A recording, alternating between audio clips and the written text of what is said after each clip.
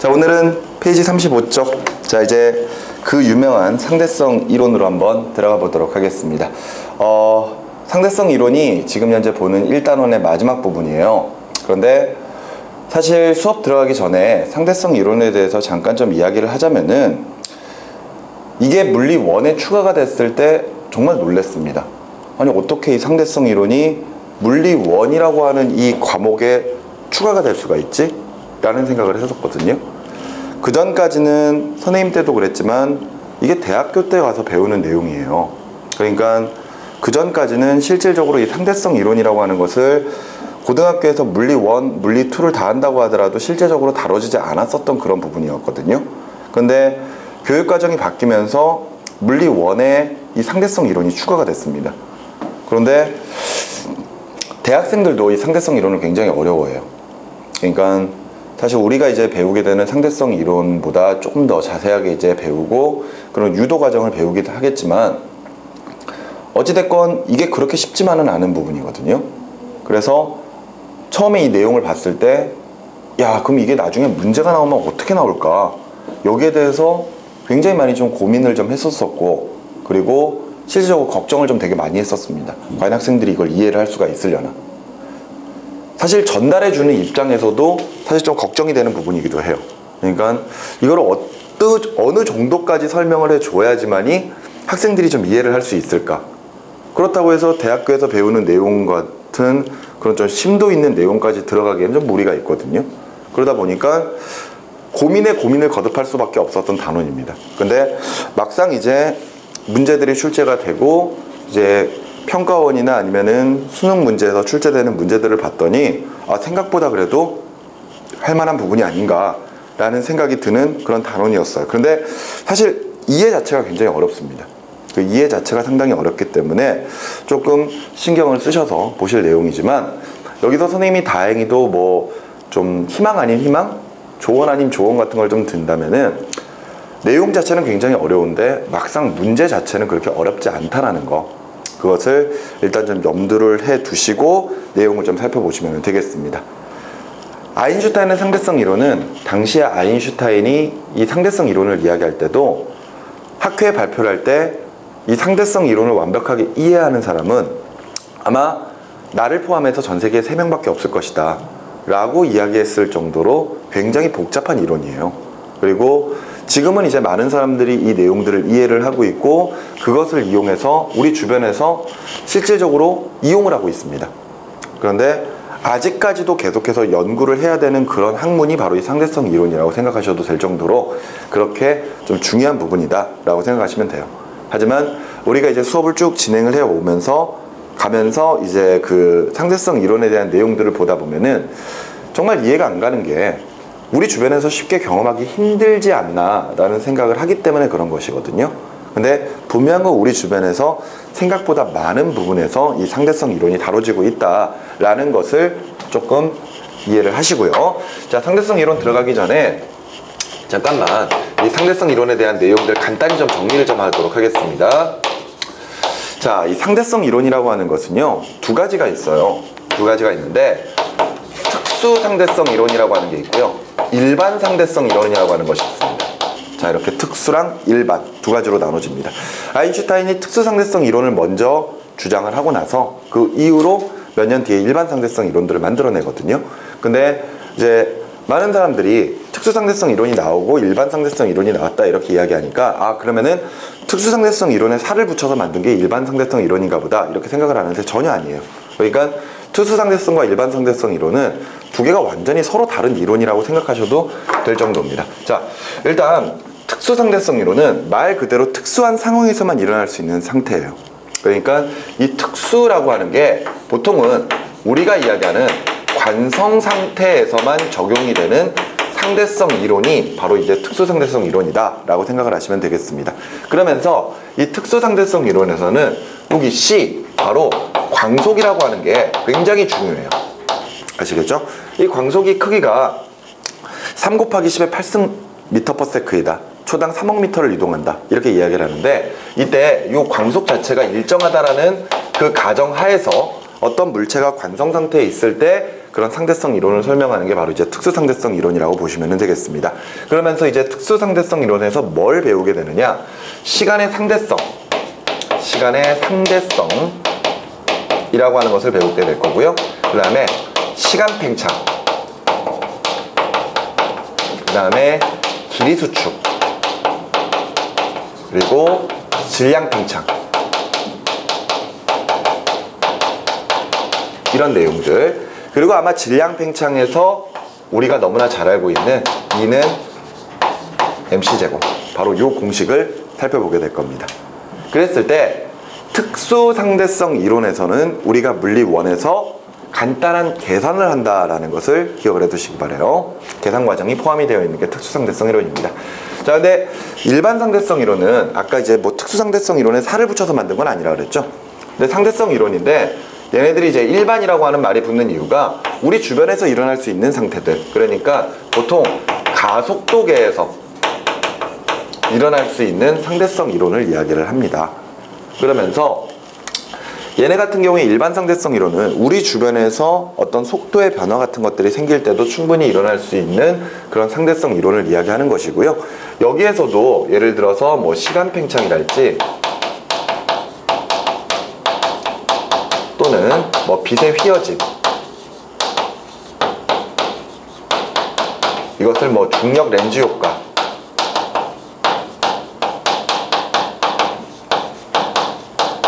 이런 것들이라고 이야기를 하고요. 그리고 나서 뭐 또 예를 들어서 시간 팽창 또는 뭐 중력 렌즈 효과, 그리고 또 뭘 더 배워야 되는데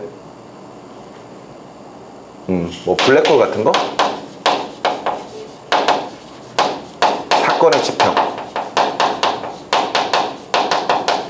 뭐 이런 것들을 쭉 다루게 될 겁니다. 그런데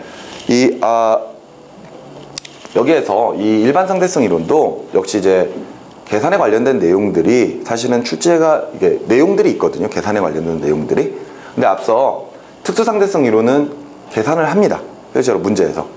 그런데 일반 상대성 이론은 계산을 하지 않아요.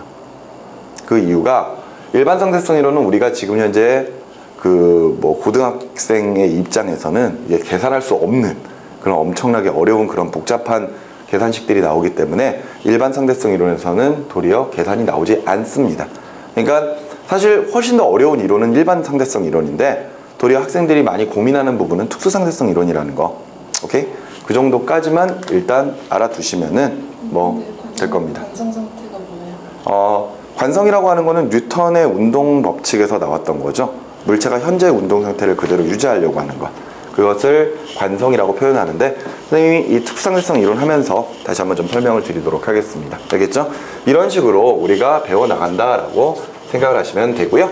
자, 걱정을 많이 하는데 차근차근 진행을 해봐야죠. 그지? 자, 그러면은 우리 교재에 나와 있는 내용 순으로 한번 차근차근 한번 좀 진행을 해보도록 하겠습니다. 제일 먼저 지금 보니까 이 케플러의 법칙이 나와 있네요. 상대성 이론에. 맞죠?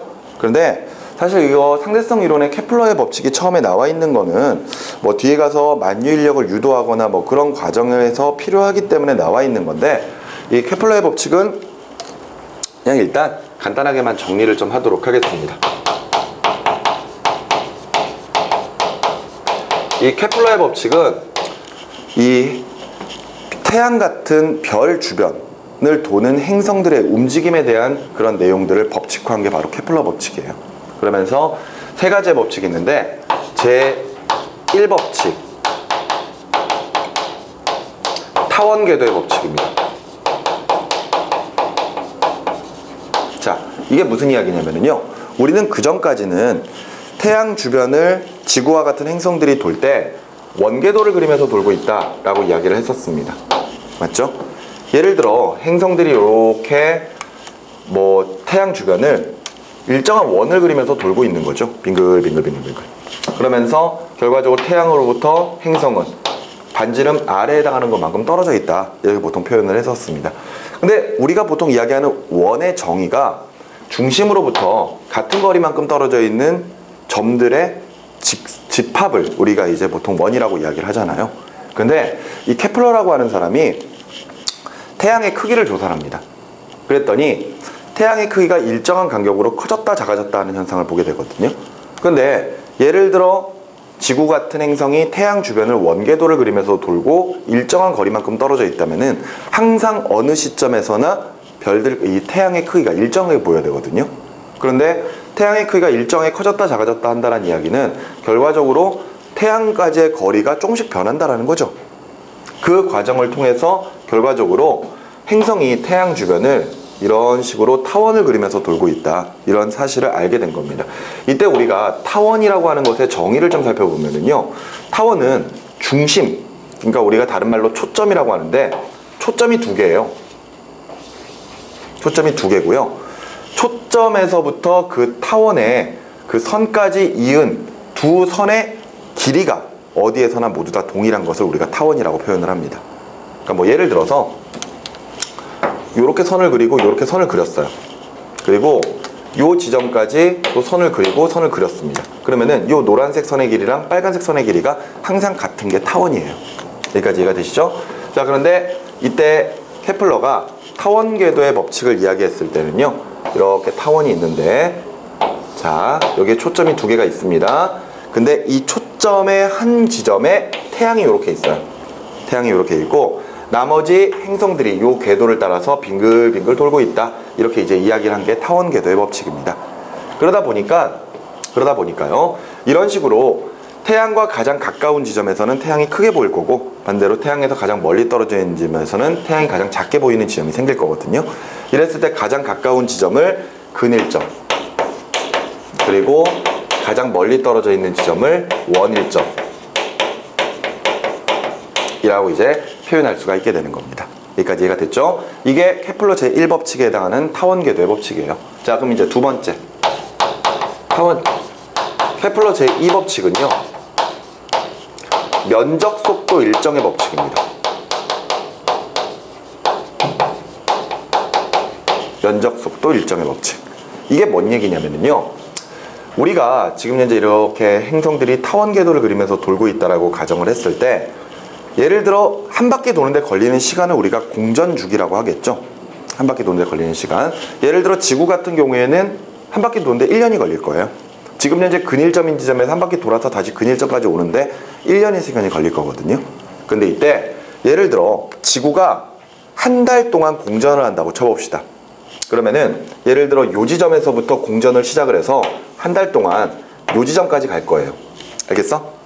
그러면은 이때 태양과 행성을 잇는 선이 쓸고 지나간 면적이 생기거든요. 요 면적. 알겠어? 이때 요 면적을 S1이라고 한번 해봅시다. 알았지? 그런데 이때 아까 선생님이 지구가 1년 동안 한 바퀴를 돌 건데 여기서부터 여기까지 가는데 얼마의 시간이 걸렸다? 한 달의 시간이 걸렸다 그랬죠? 그러면은 한 달 동안 얘네들이 공전을 딱 하면서 S1의 면적을 만들어낸단 말이에요. 그럼 이 S1의 면적은 전체 면적을 1이라고 봤을 때 이 면적이 정확하게 12분의 1에 해당한다 라는 사실을 알 수가 있습니다. 알겠어? 그러니까 한 달 동안 요 쓸고 지나간 면적이 12분의 1이라면은 전체를 다 쓸고 지나가는데 12배만큼의 시간이 더 걸리겠죠? 그러니까 12달이면 1년이잖아요.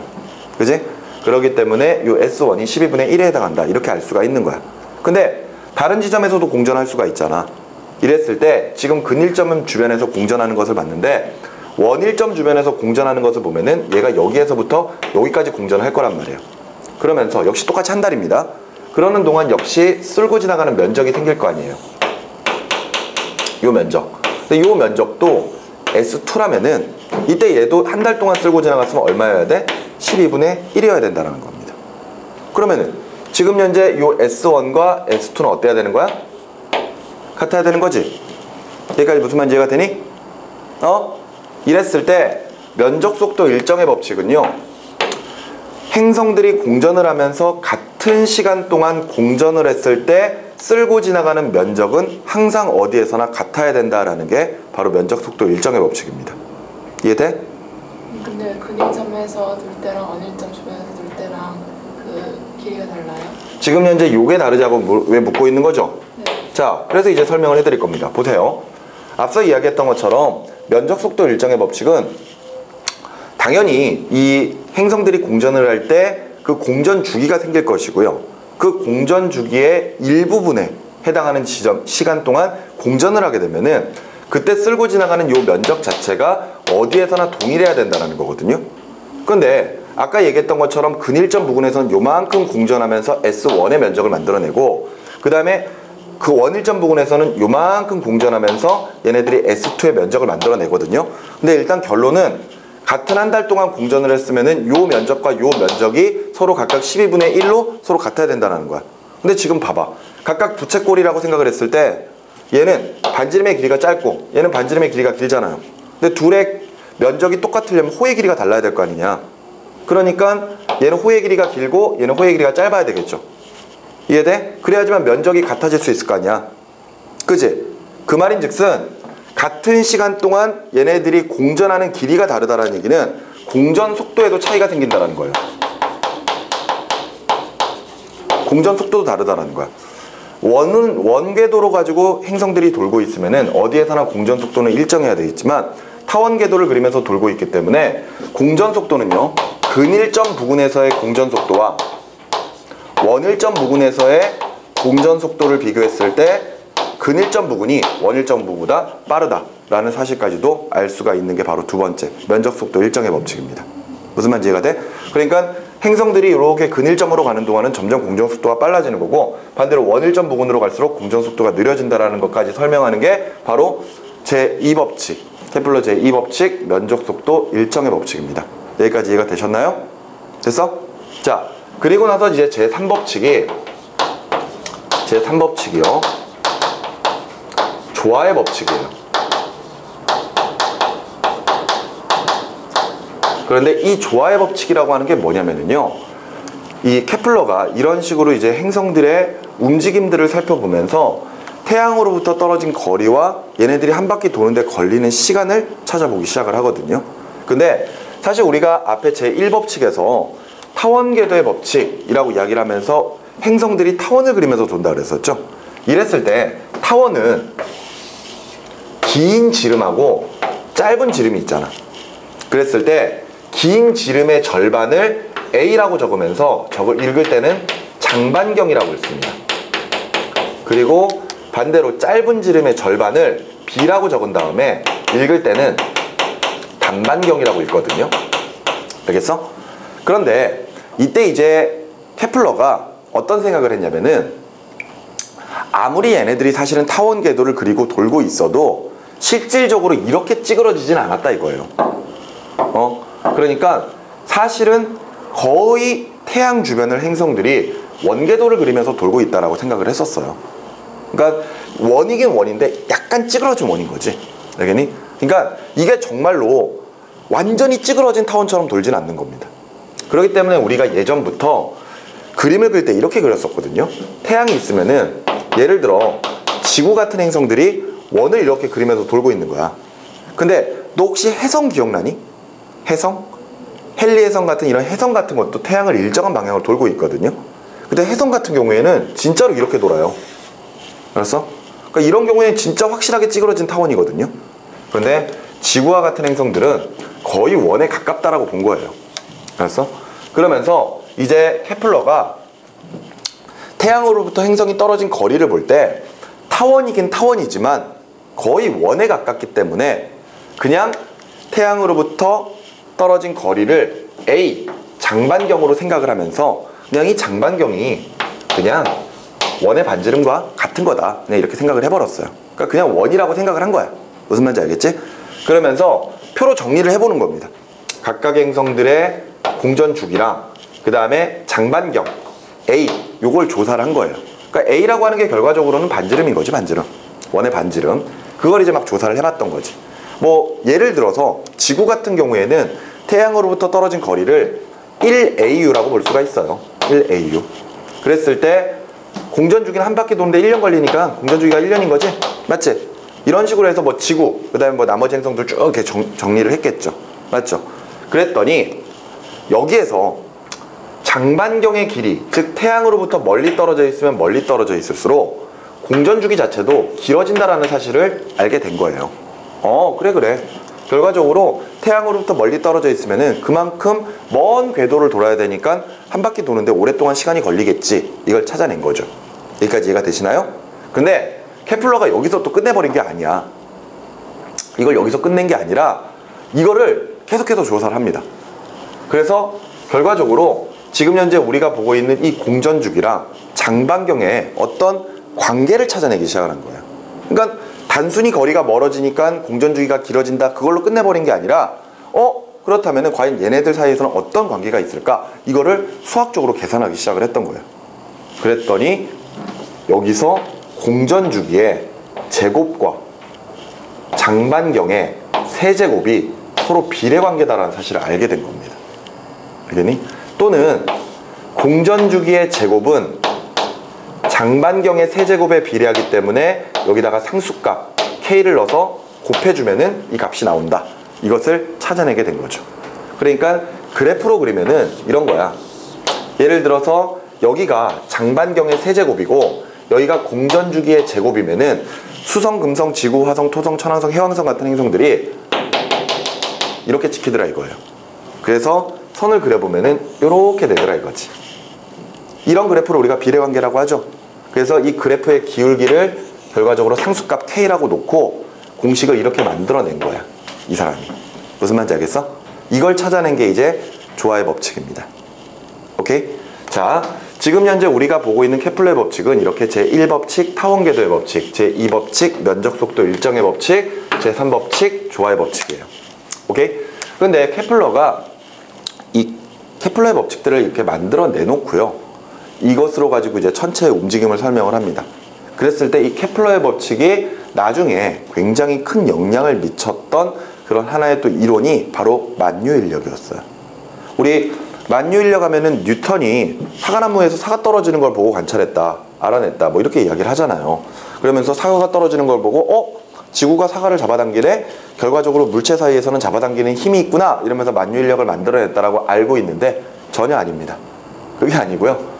케플러의 법칙 중에 제3법칙인 이 조화의 법칙 있죠?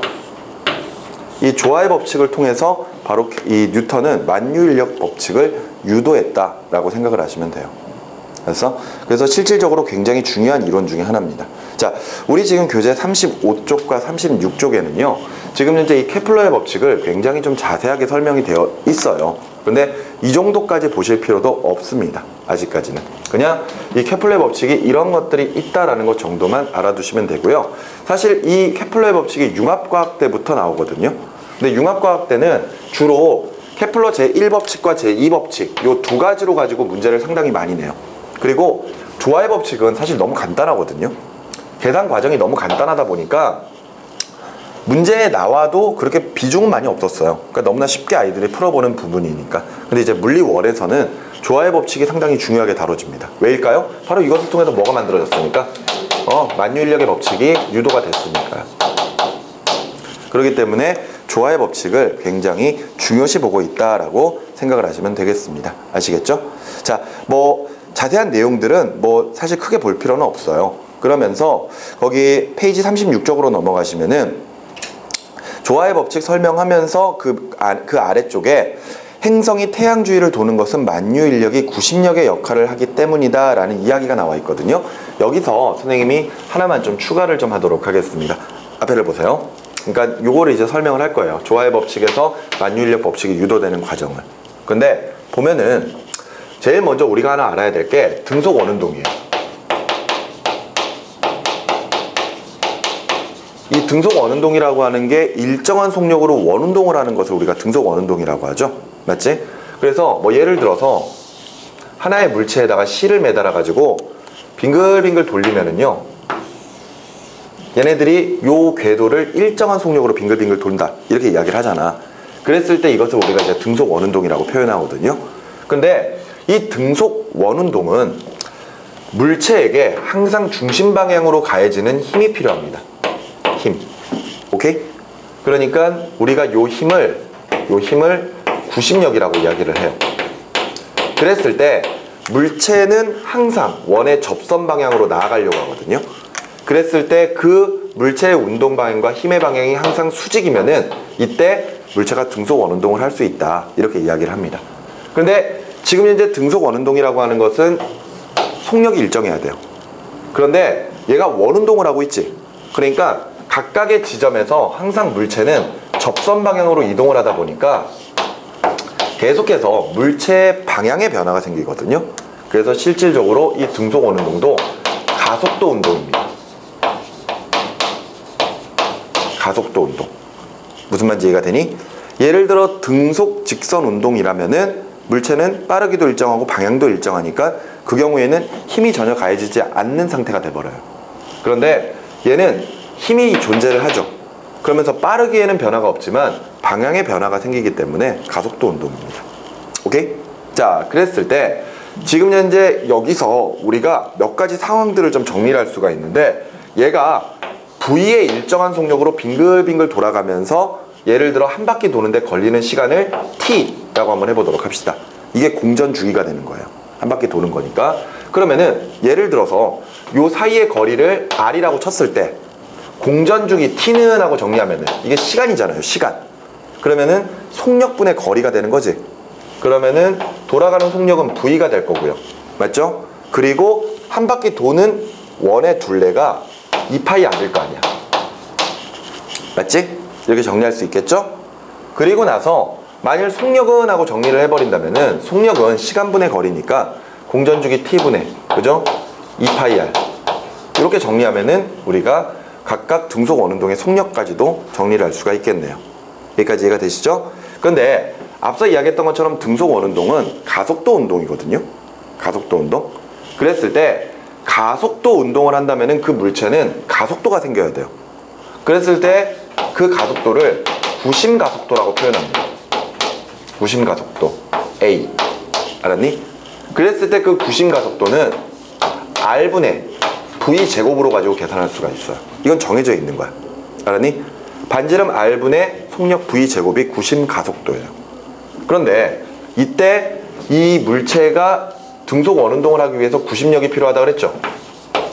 그 구심력이라고 하는 것을 우리가 F라고 이야기를 딱 하면은, 우리 뉴턴의 운동 법칙에서 무조건 힘은 질량에다가 가속도를 곱한다. F는 ma라고 설명을 하잖아요. 그랬을 때 그 물체의 질량이 m이라면은 이때 m에다가 가속도 a를 곱하는 게 구심력이에요. 그랬을 때 질량 m에다가 가속도가 얼마야?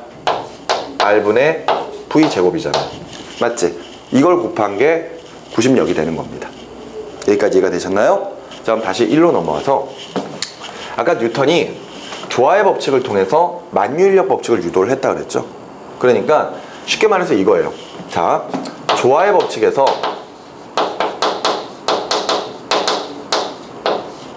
만유인력을 유도를 합니다. 그런데 선생님이 설명해 주는 것을 잘 이해를 하셔야 됩니다. 조화의 법칙은 P의 제곱은 K A의 세제곱, 즉 결과적으로 K R의 세제곱과 같은 거예요. 그러니까 사실은 행성들이 타원 궤도를 그리면서 돌고 있기 때문에 거리는 여기서부터 여기 또는 여기서부터 여기를 봐야 되겠죠. 하지만 아까 이야기했던 것처럼 그냥 원으로 돈다 이렇게 생각해도 큰 무리는 없단 말이에요. 그러니까 결과적으로 장반경 A를 뭐라고 생각해도 상관이 없어? 반지름 R이라고 생각해도 상관이 없는 거야. 그래서 이렇게 조화의 법칙이 만들어지죠. 맞지? 그러면서 이 조화의 법칙을 통해서 얘네들이 뉴턴이 만유인력 법칙 F는 K R의 제곱분의 라지 M 스몰 m이라고 하는 이 공식을 만들어낸단 말이에요. 이랬을 때 이게 태양을 라지 m이라고 보고 그 다음에 행성을 스몰 m이라고 보고 요 사이의 거리를 r이라고 봤을 때, 알았니? 이때 얘네들 사이에서는 이런 관계가 성립한다 이거야. 결과적으로 태양이 지구를 잡아당기는 힘이 결과적으로 요만큼이라는 거죠. 오케이? 그랬을 때 이 K에다가 만유인력 상수라고 해서 G라고 이렇게 넣기도 합니다. 근데 상수값이야. 상수값. 그랬을 때 결과적으로 요 만유인력 F는 거리 R의 제곱과 각각의 물체의 질량의 곱에 비례하는 값이다. 이렇게 이제 설명할 수가 있는 거죠. 오케이? 근데 봐. 이때 조화의 법칙에서 만유인력 법칙을 유도하는 과정은요, 일단 조화의 법칙을 쓰고요. 뉴턴의 운동 법칙 중에 작용 반작용이라고 하는 법칙을 쓰거든요. 알았어? 그런데 그 과정 자체가 조금 복잡합니다. 유도해내는 과정이. 알았어? 그러니까 해보려고 했을 때 못하는 건 아니야. 할 수 있어. 우리 교재에 보면은 실질적으로 다른 교재 같은데도 이 조화의 법칙으로 만유인력 법칙을 유도하는 공식들이 나와 있어요. 정리되는 내용들이 나오거든. 알았니? 근데 중요한 거는 조화의 법칙에서 만유인력 법칙을 유도할 때 조화의 법칙 썼고 뉴턴의 작용 반작용 법칙을 썼다라는 거야. 그리고 거기에 기본적으로 요게 들어갑니다. 왜냐하면 원운동을 한다라고 가정을 하고 있으니까. 알았니? 그런데 만일 조화의 법칙으로 만유인력 법칙의 유도가 가능하다면은요, 거꾸로 만유인력의 법칙으로 조화의 법칙이 유도가 되지 않겠니? 맞지? 그러니까 조화의 법칙이 만유인력 법칙으로 유도가 된다면 거꾸로 만유인력의 법칙으로도 조화의 법칙이 유도가 돼야 돼요. 그지? 그러면은 선생님이 그걸 한번 보여드릴게요. 만유인력의 법칙으로 조화의 법칙이 유도되는 과정을 좀 설명을 해드리도록 하겠습니다.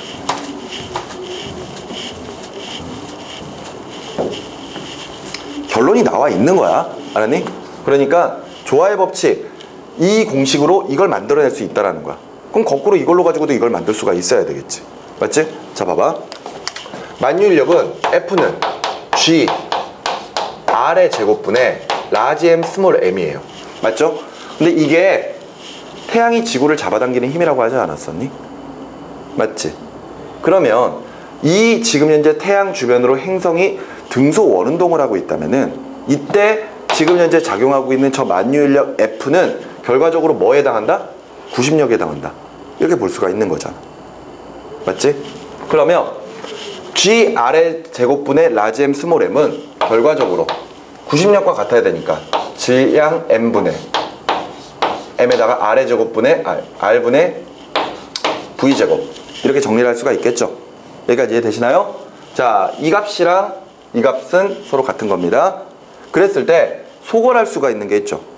소거할 수가 있는 게 있는데 요 M과 요 M 소거할 수 있어요. 그 다음에 요 R이랑 요 R제곱 소거할 수 있지. 그럼 다시 한번 정리해보면은 G R분의, 그지? 라지 M이거든요. 맞죠? 그런 다음에 요거 지금 남은 게 뭐밖에 없어? V제곱밖에 없네. 근데 V제곱에다가 요걸 넣을 겁니다. 요거. 그러면 V제곱을 넣었으니까 T분의 2 파이 R의 전체 제곱이죠. 맞지? 그러면 다시 정리를 해보면은 T의 제곱분의 4 파이 R의 제곱, 파이 제곱 R의 제곱, 이렇게 나오겠네요. 맞죠? 자, 그러면은 식을 좀 더 정리를 해보도록 합시다. 크로싱 시켜가지고 자, 정리를 해보면은요, 예를 들어 라지 G, 라지 M에다가 T제곱 곱하면 되죠. T제곱은. 맞지? 그 다음에 요것도 크로싱 할 겁니다. 크로싱 해보면은 4 파이 제곱에 R의 제곱에다가 또 R을 곱하는 거니까 R의 세제곱 나오죠. 맞지? 여기까지 이해가 돼? 그렇게 해서 공식을 정리한 다음에 T의 제곱은 하고 정리할 겁니다.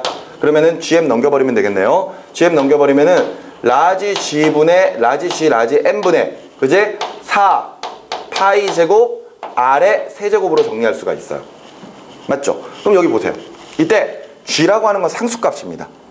그리고 라지 M이라고 하는 것도 결과적으로 태양의 질량이니까 정해져 있는 숫자죠. 거기에 4파이 제곱도 정해져 있는 숫자 아닌가요? 그렇다면은 이 값 자체를 그냥 정해져 있는 숫자 K라고 생각을 해도 상관이 없는 거야.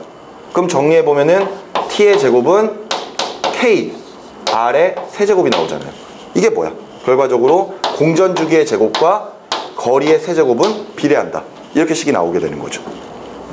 무슨 말인지 이해가 되십니까? 오케이? 이게 결과적으로 만유인력의 법칙으로부터 조화의 법칙이 유도되는 과정이에요. 그러니까 조화의 법칙으로 만유인력의 법칙을 유도할 수 있었던 것처럼 거꾸로 만유인력으로부터 조화의 법칙을 유도할 수도 있다는 겁니다. 근데 선생님이 이렇게 식으로 정리를 해드렸는데 안 나와요. 알겠습니까? 이거를 실질적으로 뭐 문제에서 보기는 굉장히 힘듭니다. 왜냐하면은 그냥 단순한 식정리거든요. 근데 우리가 알아야 될 것은 결과적으로 케플러의 법칙을 통해서 만유인력의 법칙이 유도될 수 있었다라는 게 중요한 겁니다. 여기까지 알겠나요? 좋습니다. 이거를 다 주어도 되죠 일단. 태양이 지구를 끌어당기는 그거랑 적용되는 거예요? 네. 왜냐하면은 선생님이 아까 이런 이야기를 했었습니다. 그 조화의 법칙으로 만유인력의 법칙이 유도되는 과정에서는 뉴턴의 작용 반작용이 쓰였다 그랬죠? 그죠? 근데 작용 반작용 법칙이라고 하는 게 서로 상대에게 가해지는 힘이거든요. 이랬을 때 태양이 지구에게 작용하는 힘이 있다면은 반대로 지구가 태양에게 작용하는 힘도 있어요. 근데 그것을 통해서 정리를 해낸 게 결과적으로 이건 거거든요. 알았어? 그러면서 지구와 태양 사이에서는 서로 이만큼의 힘으로 서로 간에 끌어당기고 있다. 이거예요. 그러니까 지구도 태양을 저만큼으로 잡아당기고 있고 태양이 지구를 저만큼으로 잡아당기고 있는 거예요. 근데 지구는 태양을 잡아당겨봤자 아무 의미가 없습니다. 왜냐하면은 서로 똑같은 힘으로 잡아당기고 있는 건데 문제는 지구는 그러니까 태양은 질량이 너무 크죠. 그러니까 아무리 저 힘으로 잡아당긴다고 하더라도 태양 자체가 어떤 힘의 효과를 나타내기가 힘든 거예요. 그런데 지구 같은 경우에는 질량이 작잖아요. 그러니까 태양이 이만큼의 힘으로 잡아당겨 버리면은 그 질량이 너무 작으니까 힘의 효과가 나타나게 되고 그 힘의 효과가 결과적으로 중심으로 끌어당겨지는 힘이 되면서 결과적으로 지구가 태양 주변을 돌 수 있게끔 만드는 구심력으로 작용한다. 이렇게 볼 수가 있는 겁니다. 그렇기 때문에 만유인력과 구심력을 서로 같은 힘이다라고 봐도 아무런 문제가 없는 거예요. 이해가 되셨나요? 이렇게 해서 케플러의 법칙으로 만유인력의 법칙이 유도될 수 있었다라는 사실을 알아두시면 좋겠습니다. 알겠죠? 자, 됐고요. 이제 넘어가셔서 페이지 38쪽으로 가도록 하겠습니다. 자, 이제부터 상대성 이론이에요.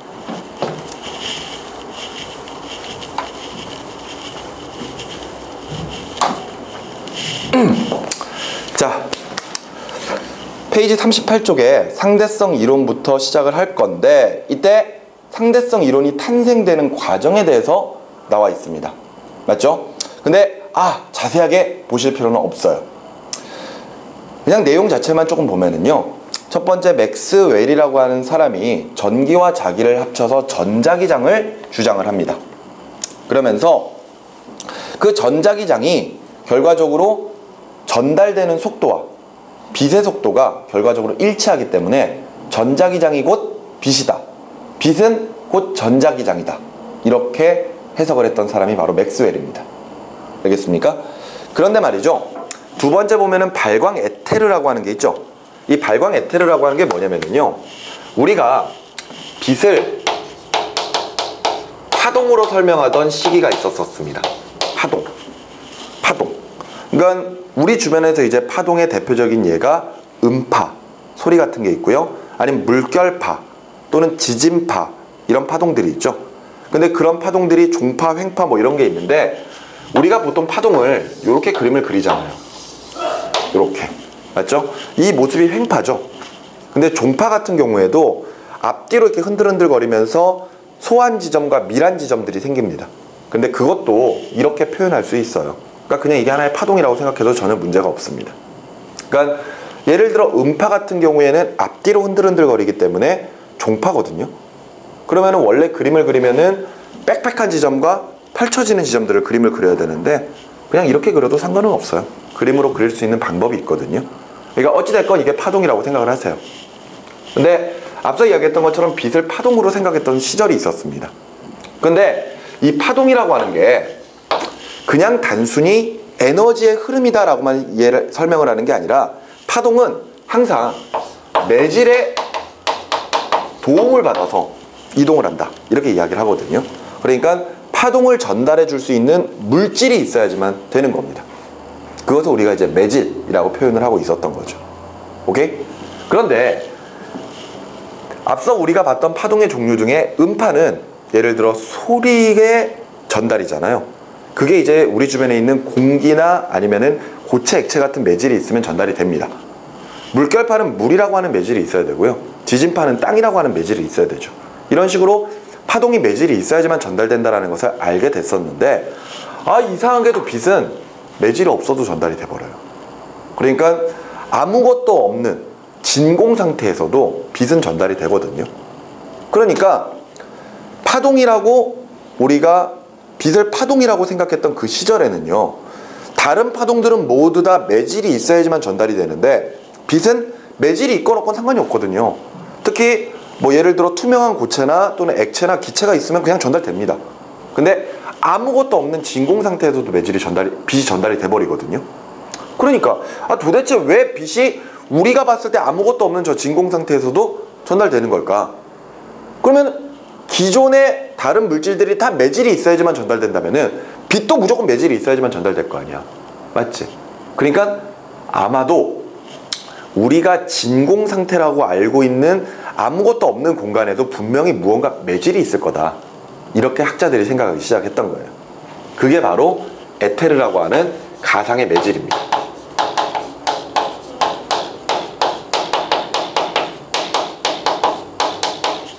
그러니까 이게 무슨 이야기냐면요, 우리 지금도 에테르라고 하는 물질이 있어, 실제로. 알았어? 근데 그 에테르랑 저 에테르는 다른 건데, 예전에 이제 빛이 파동이라고 알고 있는 당시에 빛을 전달해주는 어떤 매질을 생각할 필요가 있었던 거고, 그 매질로 발광 에테르 또는 그냥 뭐 에테르 이렇게 해가지고 그 물질 자체를 만들어 놓은 겁니다.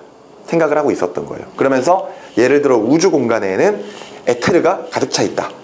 그렇기 때문에 빛이 전달될 거야. 이렇게 생각을 했던 거죠. 그러면서 이제 그 에테르의 존재 여부를 계속해서 확인하려고 합니다. 알았니? 그런데 그 다음 보시면은요, 마이컬슨과 몰리 실험이 나와 있죠. 자,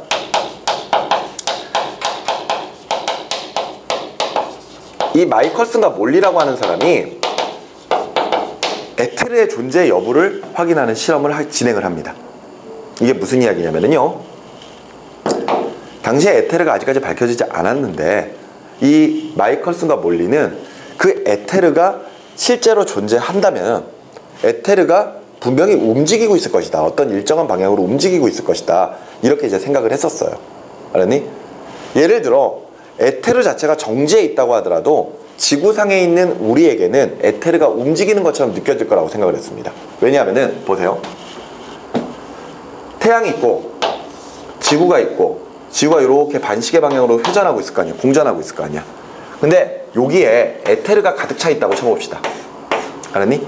근데 에테르가 정지 상태라고 하더라도 결과적으로 지구가 반시계 방향으로 공전을 하기 때문에 우리에게는 에테르가 이 방향으로 흐르는 것처럼 느껴지게 될 거거든요. 맞죠? 우리는 가만히 있다고 생각을 하니까 자꾸 우리가 움직이고 있지만 실질적으로 우리는 정지했다라고 생각하고 자꾸 다른 현상들을 보고 있으니까 에테르가 정지되어 있어도 결과적으로 에테르가 움직이는 것처럼 느껴질 거야. 이렇게 생각을 했었습니다. 그러면서 이런 생각을 한 거예요. 보세요. 강이 있는데 강에 강물이 일정한 방향으로 이렇게 흐르고 있어요. 그러면 예를 들어서 이 지점에서 배를 띄워가지고 강 건너편으로 진행을 할 겁니다. 근데 그렇게 해서 강 건너편으로 일정한 속력으로 진행을 하면은 오른쪽으로 흐르고 있는 강물의 영향을 받아서 결과적으로 배가 이렇게 움직일 거거든요. 맞지? 이해가 되니? 일직선으로 못 갈 거 아니야. 일직선으로 가려고 해도. 근데 그리고 나서 여기에 딱 도착한 다음에 다시 원래대로 돌아오는 거예요. 그럼 얘네 또 이렇게 흘러가니까 이렇게 도착을 하겠지. 맞지? 그랬을 때 여기까지 가는 시간을 T1, 여기까지 가는 시간을 T2라고 한다면은 이때 얘네들이 비스듬하게 간다고 하더라도 결과적으로 시간은 어떨 것이다? 같을 것이다 라고 본 거야. 아니, T1과 T2의 시간은 같을 거야. 그런데 예를 들어서 이번에는 배가 여기에서부터 요렇게 갔다가 다시 요렇게 돌아온다고 쳐봅시다. 그러면은 이때 가는 동안의 시간을 T3, 돌아오는 동안을 T4라고 한다면은요, 가는 동안에는 물결의 흐름과 같은 방향으로 가니까 굉장히 빨리 가버리겠죠. 하지만 되돌아올 때는 느리게 올 거 아니야. 그럼 결과적으로 T3랑 T4의 시간 차이가 생길 수밖에 없지. 맞지? 그러면은 우리는 그런 시간의 차이가 결과적으로 이 흐름 때문에 나타난다 라고 볼 수가 있는 거잖아요. 그래서 마이컬슨이 그걸 생각해가지고 실험을 한 거예요. 알겠어? 자, 어떤 실험을 했느냐? 거기에 보면은 그림으로 나와 있네요. 마이컬슨과 몰리 실험 나와 있는 거 있죠? 그지? 거기 보이니? 그 그림을 잘 봐봐. 왼쪽에 광원이 설치가 되어 있습니다. 여기에 광원이 있어요. 광원이라고 하는 것은 빛을 쏘는 장비죠. 네, 광원이 있고요. 요 앞에다가 요 앞에다가 하프 미러라고 표현하는 반거울을 설치를 해줍니다. 알겠니? 반거울. 근데 이 반거울이라고 하는 게 뭐냐면요, 우리가 보통 거울을 보면은 거울에선 빛이 반사되죠. 맞지? 근데 이 반거울이라고 하는 녀석은 빛의 절반은 반사를 시키는데 빛의 절반은 통과시킨다고 생각하시면 돼요. 무슨 말인지 알겠어? 그런 거울이 반거울이야. 자, 그래서 봐봐. 이렇게 반거울이 설치가 되어 있고 요 지점에 거울이 하나가 설치가 되어 있습니다. 그냥 거울이에요, 이거는. 그리고 같은 거리의 요 지점에 역시 똑같은 거울이 설치가 되어 있습니다. 그리고 요 지점에 광원에서 방출된 빛을 검출하는 기계가 있어요. 검출기가. 알았니? 그래 놓고 이제 빛을 쏘는 거야. 빛을 이제 쏴보는 건데, 빛을 하나를 쐈을 때 빛이 두 가지의 경로를 지나갈 수 있다라고 생각을 했던 거죠. 어떻게 지나간 거냐면은, 예를 들어 빛을 딱 쐈는데, 예를 들어 하나의 빛이 반거울에 딱 부딪힌 다음에 반사돼 가지고 일로 튕깁니다. 알았어? 그런 다음에 다시 거울에서 튕긴 빛이 검출기로 직진을 하는 이런 상황을 하나 생각을 한 거예요. 무슨 말인지 알겠어? 그리고 두 번째 상황은요, 요렇게 빛이 진행을 하다가 반거울을 통과해서 두 번째 거울을 만나요. 그래서 반사가 돼서 튕겨 오겠죠. 그런 다음에 여기서 다시 반사가 돼서 요렇게 들어오는 빛. 알았니? 이렇게 해서 두 가지를 생각을 한 겁니다. 그랬을 때 빨간색 빛과 파란색 빛은 서로 같은 거리를 이동하게 돼 있어요. 그런데 만일 여기에 에테르가 존재를 하고 있고, 예를 들어 에테르가 어떤 방향으로인가 흐르고 있다면은 가로든 세로든 분명히 시간적 차이가 생길 거 아니야. 그러다 보면은 똑같이 쏜 요 빨간색과 노란색 빛이 검출기에는 서로 다르게 들어와야 된다는 결론에 도달할 거예요. 맞죠? 미세한 차이가 생길 거 아니야. 가로든 세로든 무언가 시간 차이가 생길 테니까.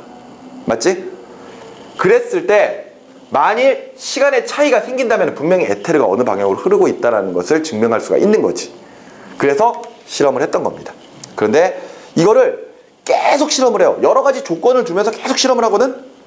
그런데 계속해서 동일하게 검출기에서 빛이 관찰이 되는 거야. 따라서 마이컬슨과 몰리는 원래 에테르의 존재를 인정을 하면서 에테르의 흐름에 대해서 설명을 하려고 했었던 거거든요. 어느 방향으로 흐를까? 근데 도리어 실험 결과가 에테르의 존재가 있다 없다? 없다라는 결론까지 돼버린 거예요. 그러면서 어느 조건 내에서 실험을 해도 항상 동일하게 검출기에 도달하는 것을 통해서 결과적으로 에테르는 없으며 에테르는 존재하지 않아요. 그러면서 빛의 속력은 어느 경우에나 일정하다, 이런 결론을 딱 내세우게 된 겁니다. 알겠니? 이게 바로 마이컬슨과 몰리의 실험입니다. 그런데 이런 마이컬슨과 몰리 실험을 통해 빛의 속력이 일정하다라는 이런 결론이 나왔죠. 그 이후로 바로 아인슈타인의 상대성 이론, 특히 특수 상대성 이론이 등장을 하게 되는 겁니다. 설명 보시면은 아인슈타인의 에테르가 관측되지 않는 이유는 에테르가 존재하지 않기 때문이라고 생각을 했고요. 그리고 빛은 매질이 없이도 텅 빈 공간을 혼자서 전파되는 특이한 파동이며 빛의 속도는 이 세상의 모든 것들에 대해서 초속 30만 킬로미터다 라는 결론을 내리면서 특수상대성 이론을 정리를 하기 시작을 합니다. 알겠습니까? 자, 여기까지 보시고 잠깐 쉬었다가 자세히 들어가도록 하겠습니다. 자, 그럼 계속 이어서 이제 특수상대성 이론으로 한번 제대로 들어가 보도록 하죠.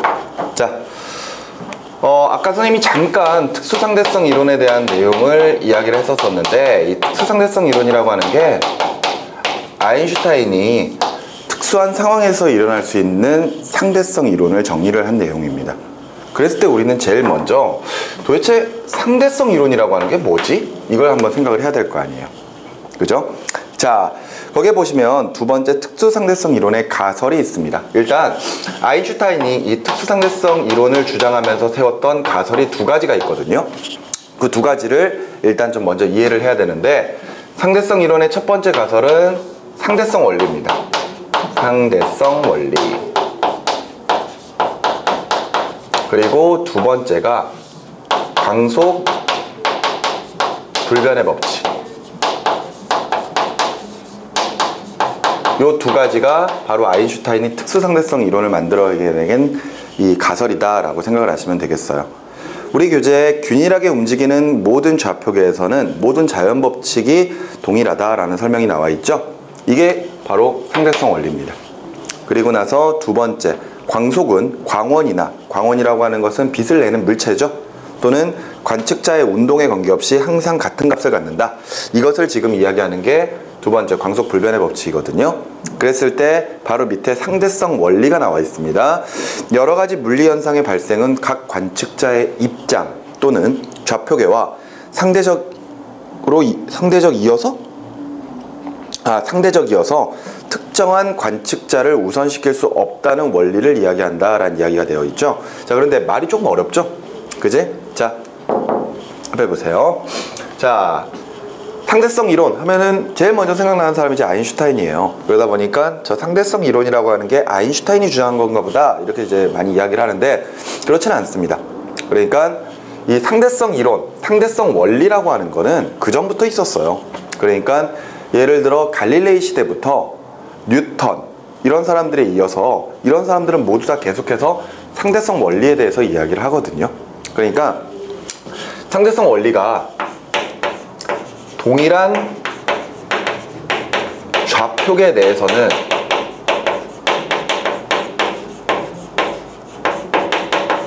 동일한 물리법칙이 적용된다. 요 이야기인데 앞서 이야기했던 것처럼 이거는 아인슈타인부터 이야기한 게 아니라 그랬어요. 그 전부터 이제 많은 사람들이 이야기를 했던 거거든요. 갈릴레이 하면은 뭐가 떠오르냐면요. 갈릴레이가 그래도 지구는 돈다 이걸 주장했던 사람입니다. 그러니까 당시에 이제 우주론이 천동설과 지동설이 충돌하던 시기였어요. 그러니까 천동설이라고 해서 이 지구 중심 이론으로 다른 천체들이 지구 주변을 돌고 있다. 이렇게 이제 주장을 했었던 이론이 천동설이었고요. 지동설은 이 태양 중심 이론입니다. 그래서 태양이 우주의 중심이고 지구가 그 주변을 돌고 있다. 이렇게 이제 주장했던 게 지동설이었거든요. 근데 이제 천동설과 지동설이 충돌하던 시기에 갈릴레이가 자신이 개발한 망원경을 통해대로 이제 금성의 위상 변화랄지 아니면은 목성의 위성 같은 것들을 관찰하면서 지동설의 증거들을 찾아낸 사람이거든요. 그러면서 이제 지구가 돈다 이렇게 막 주장을 하고 있었다가 뭐 이제 종교 재판 끌려가가지고 죽을 뻔하고 막 그랬던 사람이란 말이에요. 그런데 당시에 이제 천동설을 주장하는 학자들과 지동설을 주장하는 학자들이 있었겠죠. 그랬을 때 그 두 명이 서로 간에 이론이 잘못됐다라는 걸 막 설명하면서 그 당시에 이제 천동설을 주장했던 사람들이 어떤 이야기를 하게 되냐면요. 지동설을 주장하는 학자들, 그래 너네들 이야기라면은 지구가 움직인다. 그러면은 예를 들어 물체가 떨어지는 동안 지구가 움직여버리면은 결과적으로 물체가 떨어지는 위치가 달라져야 될 거야. 이렇게 이야기를 합니다. 이게 무슨 이야기냐면요. 내가 물체를 이렇게 들고 손에서 딱 놓는 순간에 물체가 아래로 떨어져서 선생님 발밑으로 딱 떨어지겠죠. 맞죠? 그런데 예를 들어 어느 정도 충분한 높이에서 물체가 딱 떨어진다면은 그 물체가 발밑으로 딱 떨어져야 되는 그 순간까지 지구가 자전을 해버리면은 결과적으로 물체가 떨어지는 동안 관측자가 이렇게 옆으로 이동을 해버릴 테니까. 맞지? 물체가 떨어지면은 그 물체는 발밑이 아닌 약간 옆에 떨어져야 될 거야. 이렇게 천동설을 주장하는 사람들이 주장을 하거든요. 오케이? 근데 그러다 보니까 그림으로 표현하면 이렇게 되는 거죠. 예를 들어서 이렇게 사람이 이렇게 있는데 물체가 이렇게 떨어져 가지고 발밑에 딱 도착해야 되는 그런 현상에서 그 사람이 있는 위치가 요 지점으로 바뀐다면 이렇게 바뀐다면요. 이때 여기서 떨어진 물체가 이렇게 떨어지니까 이 사람은 결과적으로 자신의 발밑이 아닌 다른 부분에서 물체가 떨어지는 걸 봐야 될 거 아니야. 이걸 이제 천동설을 주장했던 사람들이 주장을 하면서 자 봐라 하면서 물체를 띡띡 떨어뜨리는 거예요. 그랬더니 발밑으로 다 떨어지는 거지. 그러니까 봐라 너네들이 말하는 것처럼 지구가 움직인다면 절대 이렇게 되지 않겠느냐 이렇게 해서 막 지동설을 주장한 사람들에게 막 반론을 내세우거든요. 그러니까 갈릴레이가 어떤 실험을 해버리냐면요. 강에서 배를 한 척을 딱 띄워놓고, 알았니? 거기에 이제 갈릴레이가 이렇게 타고 있는 거예요. 그러면서 배가 정지되어 있는 상태에서 물체를 딱 떨어뜨려 봤더니 여기에 딱 떨어지더라 이거야. 알았어? 근데 자 봐, 갈릴레이가 그 사람들에게, 자 배가 정지되어 있으니까 이렇게 떨어졌지, 니네들이 말한 대로 그대로지, 이렇게 이야기하니까 사람들이 그러고 있었을 거 아니야. 근데 자 보자 하면서 배를 서서히 움직여요. 배를 서서히 움직입니다. 그러는 동안 물체가 그 위치에서 이렇게 떨어질 거예요. 뭐 예를 들어서 좀 더 높은 위치에서 떨어뜨린다고 칩시다. 이렇게 떨어지겠죠. 이렇게 물체가 떨어지겠죠. 근데 이때 물체를 딱 떨어뜨리는 순간에 배가 일정한 속력으로 여기까지 갈 거야. 그랬더니 실제로 물체가 떨어져서 배 뒤쪽에 물러 떨어지는 게 아니라 이렇게 떨어지는 것을 관찰하게 된 겁니다. 알았니? 그 말인즉슨 이 배가 움직이는 순간에 물체가 같이 딱 떨어뜨리는 거예요. 손을 들고 이렇게 딱 떨어뜨렸다고 생각하시면 돼요.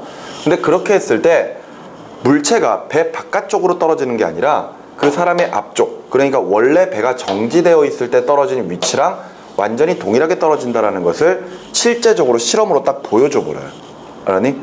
그러면서 갈릴레이가 어떤 주장을 하게 되냐면요, 지금 보는 것처럼 배와 물체가 함께 움직이고 있는 상태에서는 배가 정지해 있건 배가 움직이건 항상 물체가 동일한 위치에 떨어진다 라는 것을 주장을 하면서, 지금 배에 타고 있는 요 관측자는 자신이 움직이고 있다는 것을 느낄 수가 없기 때문에 항상 물체가 수직으로 떨어져서 내 발밑으로 떨어지는 것처럼 관측을 하게 될 것이고, 그것을 외부에서 관찰하고 있는 사람은 물체가 포물선을 그리면서 떨어지고 있는 모습으로 관찰이 될 것이다.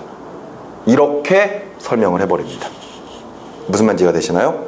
그러면서 지금 현재 요 배에 타고 있는 사람은 배가 정지해 있건 움직이고 있던 간에 항상 똑같은 모습을 보고 있다는 거죠. 그게 바로 요 이야기입니다. 여기서 좌표계라고 하는 것은 어떤 현상이 일어나는 공간이라고 생각하시면 돼요. 오케이? 그 공간 내에서는, 동일한 공간 내에서는 항상 동일한 물리법칙이 적용된다 라는 게 바로 상대성 원리입니다. 그러니까 이것은 이미 벌써 갈릴레이 시대부터, 그리고 그 이후로 뉴턴의 시대부터 계속해서 이야기를 하고 있던 거예요. 아시겠나요? 근데 이런 식으로 어디에서나 동일한 물리법칙이 적용된다라는 이런 상대성 원리가 있었는데, 그 이후에 앞서 우리가 봤었던 마이커슨과 몰리 실험을 통해서 광속 불변의 법칙이 성립이 되죠. 즉 광원이나 관측자의 위치에 관계없이 항상 광속 C는 3 곱하기 10의 8승 미터/세크로 항상 동일하다, 이 이론들이 나오게 된 거란 말이에요. 무슨 말인지 이해가 되니? 그래서 아인슈타인이 이 두 가지의 가설을 토대로 바로 그 유명한 상대성 이론들을 만들어 나가기 시작을 하는 겁니다. 뒷장으로 넘어갈게요. 자, 뒷장으로 넘어가면은 그림 나와 있는데 그림은 나중에 보도록 하고요. 세 번째, 특수상대성 이론에서 나타나는 현상의 동시성의 상대성이라는 말이 나와 있죠. 말이 되게 어렵네요. 그죠? 자, 동시성의 상대성. 자, 이것을 다른 표현으로 시간의 동시성이라고 표현하기도 합니다. 시간의 동시성. 그랬을 때 동시성의 상대성이라고 하는 말은 도대체 무슨 이야기냐? 야, 볼까? 보세요. 여기서 우리는 사건이라고 하는 어떤 표현을 좀 이해를 해야 됩니다. 우리가 사건 이러면은 뭔가 무슨 일이 일어난 것 이렇게 이야기를 하는 거죠. 근데 이제 여기서 사건이라고 하는 것은요, 어떤 현상들이 일어난 시점을 우리가 이제 사건이라고 표현을 할 겁니다. 이런 사건들은 굉장히 종류들이 많아요. 근데 그 중에서도 예를 들어 빛이 우리 눈에 들어오게 되면은 우리는 사물을 보게 되는 거죠. 그지? 그랬을 때도 우리가 그것을 사건이라고 표현을 합니다. 아시겠죠? 그러면서 예를 들어 A 사건이 있다, B 사건이 있다, 이런 식으로 표현했을 때 어떤 지점에서부터 우리 눈으로 빛이 딱 들어왔을 때를 A 사건, 그리고 또 다른 지점으로 빛이 들어왔을 때를 B 사건, 이렇게 해서 사건이라고 하는 표현들을 막 쓸 거예요. 알았어? 자, 그런데 이 시간의 동시성 또는 동시성의 상대성이라고 하는 표현이 무슨 이야기인지 교재를 볼까요? 특수상대성 이론에 의하면은 동시성은 좌표계에 따라 상대적이다. 즉 동시라는 것은 좌표계에 따라 다르게 관측된다는 것이다 라는 표현이 나와 있죠. 자, 이 동시라고 하는 말은 우리가 느끼기로는, 우리가 알기로는요, 항상 같이 일어나는 것을 동시라고 이야기를 합니다. 그죠? 근데 이게 어떤 경우에는 같이 일어나는 사건인데도 불구하고 다르게 관측이 되는 경우가 있다라는 거예요. 그것을 사건의 동시성 또는 그러니까 시간의 동시성, 사건의 동시성 또는 동시성의 상대성이라고 표현하기도 한다라는 겁니다. 그러면서 한 좌표계 내에서 두 사건이 동시에 일어난 것이라 관측되더라도 다른 좌표계에서는 두 사건이 동시에 일어나지 않는 것처럼 관측될 수가 있다라고 되어 있죠. 그지? 간단히 예를 들자면 이런 겁니다. 아까 선생님이 갈릴레이가 배에서 물건 떨어뜨리는 걸 보여드렸죠. 그랬을 때 사실 그거랑 이거 지금 이제 보는 내용은 조금 다르기는 한데 이런 경우라고 보시면 돼요. 그 배에 타고 있는 사람은 배라고 하는 좌표계 내에서 물체가 떨어지는 걸 보고 있는 거죠. 맞죠? 그러면서 이렇게 얘가 배가 정지해 있건 움직이거나 그냥 뚝 떨어지는 것처럼 느껴질 거란 말이야. 근데 바깥쪽, 강의 바깥쪽에 서 있는 사람은 또 다른 좌표계에 있는 사람이거든요. 그 사람이 물체가 떨어지는 거 보면은 직선으로 떨어지는 게 아니라 이렇게 포물선을 그리면서 떨어지는 것처럼 보이게 될 거란 말이에요. 그러니까 똑같은 일인데도 불구하고 서로 다르게 보고 있는 거지. 맞지? 근데 그것을 시간도 그렇다는 겁니다. 시간도. 자, 점점 이해하기가 어려워지죠. 그지? 자, 이런 상황을 한번 보도록 하겠습니다. 자, 예를 들어서 뭐 열차나 아니면은 우주선이라고 생각을 하세요. 그런 공간이 있습니다. 그 공간에 정가운데 광원장치가 설치가 되어 있어요. 광원장치. 빛을 쏠 수 있는 장치가 설치가 되어 있습니다. 그런데 이때 요 둘이 떨어진 거리는 서로 같아요. 오케이? 근데 이제 양쪽으로 빛을 쏠 겁니다. 이때 이쪽으로 빛을 쏘고 이쪽으로 빛을 쏠 거예요. 그랬을 때 요 왼쪽으로 진행한 빛이 요 벽면에 딱 도달했을 때를 우리가 A 사건이 일어났다 이렇게 표현을 할 겁니다. 마찬가지로 오른쪽으로 진행한 빛이 벽면에 딱 도착했을 때를 B 사건이 일어났다 이렇게 표현을 할 겁니다. 여기까지 이해되시나요? 자, 그런데 이때 요 내부에서 한 관측자가 요 A 사건과 B 사건을 관찰을 하고 있어요. 그런데 앞서 이야기했던 것처럼 요 광원으로부터 벽까지의 거리는 둘이 동일하죠. 그러면서 우리 앞서 특수상대성 이론의 가설을 보면은 광속 불변의 법칙이라고 하는 게 있었잖아요. 그 말인즉슨 빛의 속력은 어떻다? 항상 동일하다. 맞죠? 그러면은 똑같은 거리를 똑같은 속력으로 가게 되는 거니까 여기 A 사건이 일어나는 시간을 TA, 그 다음에 B 사건이 일어나는 시간을 TB라고 한다면은 이 관측자는 지금 현재 TA의 시간과 TB의 시간을 어떻게 측정을 하고 있을까요? 그렇죠. 같다라고 측정을 하고 있겠죠. 여기까지 무슨 말인지 이해가 되십니까? 오케이? 자, 지금 현재 요 열차 내 좌표계에 있는 사람은 지금 두 사건을 동일한 사건으로 측정을 하고 있어요.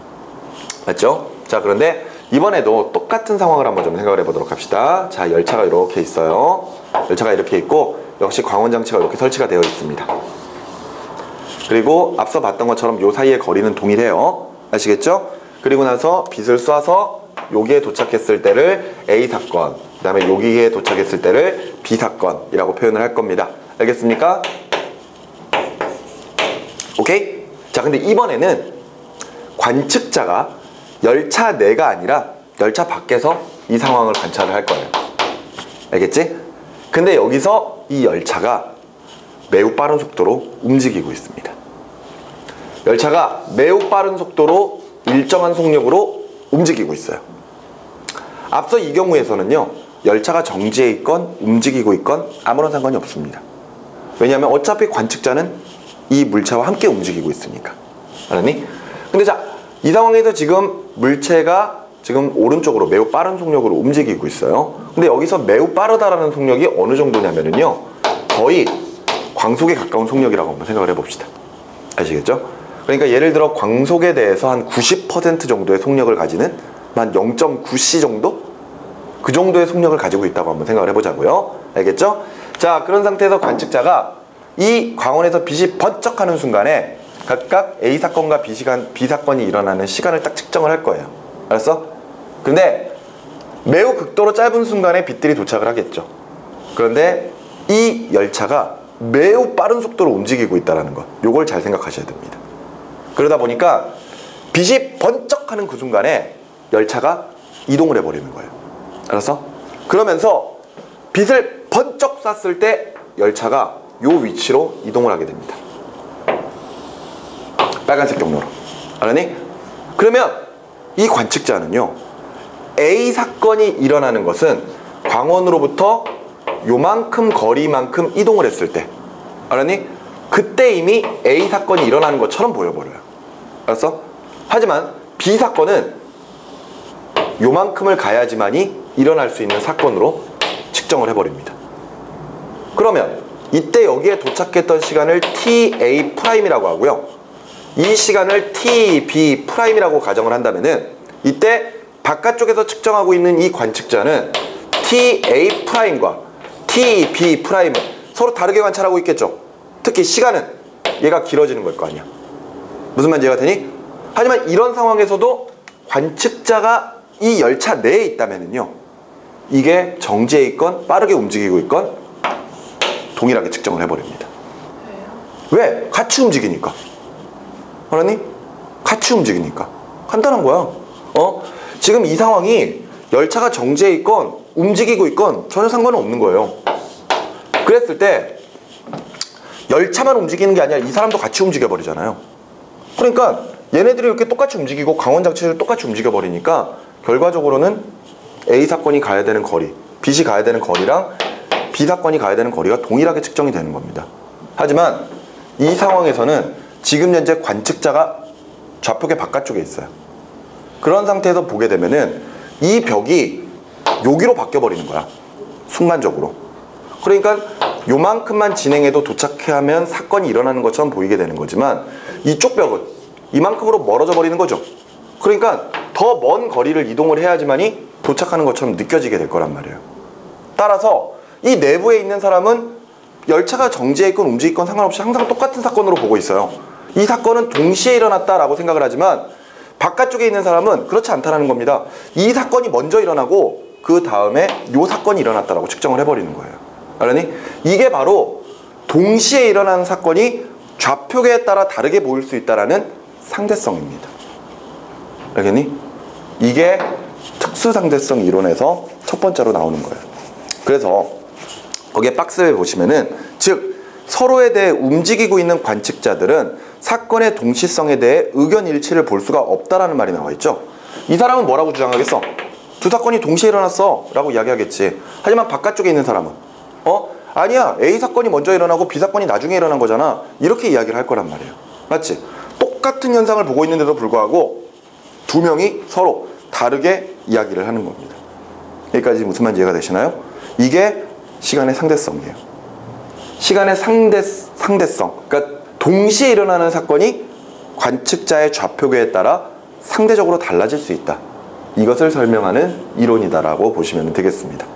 굉장히 복잡하죠? 그래서 그 밑에 보면은 아인슈타인은 두 관점 중 어느 쪽이 옳은지를 판별할 수 있는 방법이 없다면 두 관점이 모두 옳아야 된다는 거예요.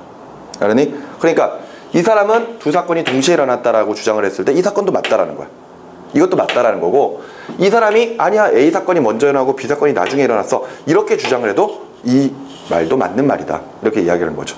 왠지 모르게 예전에 아이를 두고 네 말도 맞고 너 말도 맞다, 뭐 이렇게 이야기했던 거랑 비슷하죠? 근데 그런 거랑 똑같은 겁니다.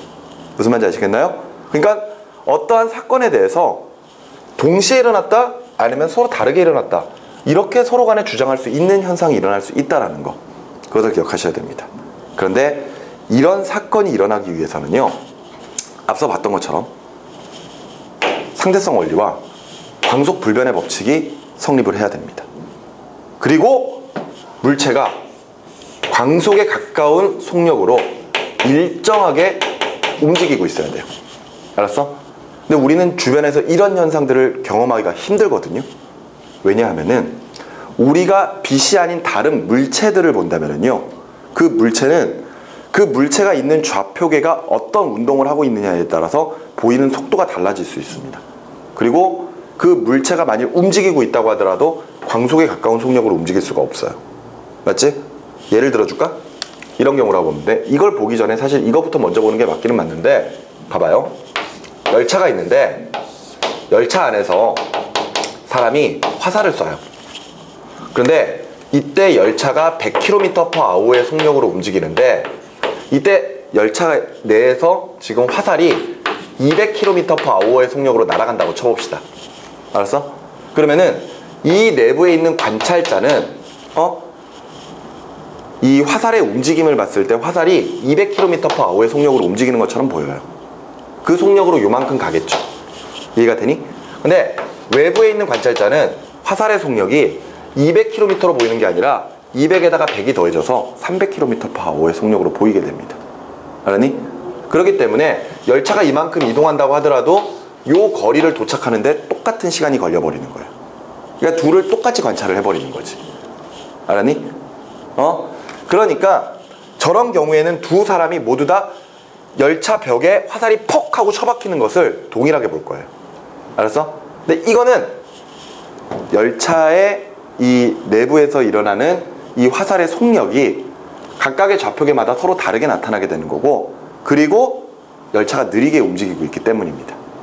그런데 우리가 지금 보고 있는 시간의 동시성의 상대성 원리가 결과적으로 동일한 좌표계에 동일한 물리법칙이 적용된다라는 이런 첫 번째 바탕에 빛 자체의 속력이 변하지 않는다라는 거죠. 그러니까 이렇게 빛이 이렇게 막 이게 V의 속력으로 움직이고 있고, 예를 들어 빛이 광속 C로 쏘아졌을 때 예를 들어 이쪽으로 나아가는 빛은 C 플러스 V다? 아니라는 거죠. 반대로 반대 방향으로 나아가는 게 C 마이너스 V다? 아니라는 거죠. 항상 어떤 속력으로 나아간다? C의 속력으로 나아간다라는 거야. 알았니? 광속 자체는 절대 변하지 않는다라는 거예요. 알았어? 그러면서 물체 자체가 광속에 가까운 속력으로만 움직여야지 일어날 수 있는 현상이다라는 겁니다. 그래서 그게 바로 특수상대성 이론이야. 자, 다시 한 번만 정리를 좀 해보도록 하자.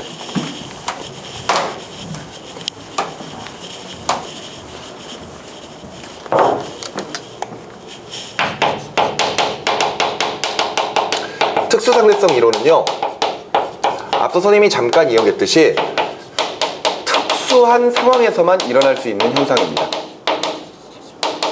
그 특수한 상황이라고 하는 게 아까 이야기했었던 관성 좌표계 내에서만 일어날 수 있는 거거든요. 이때 이 관성 좌표계라고 하는 게 정지 상태의 좌표계나